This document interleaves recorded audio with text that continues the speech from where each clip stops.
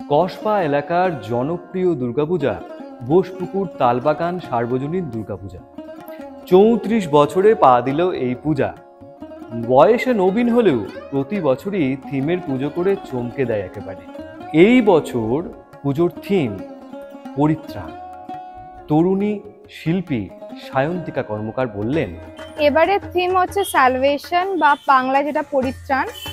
বিষয়টা হচ্ছে আমরা দৈনন্দিন জীবনে একটা যে কোনো মানুষ ছোটবেলা থেকে শুরু করে, সে তার স্কুল লাইফ, তারপরে 18 কলেজ, 25-এ সেইটাকে নিয়ে চলা কলেজ, তারপরে চলতেই থাকে।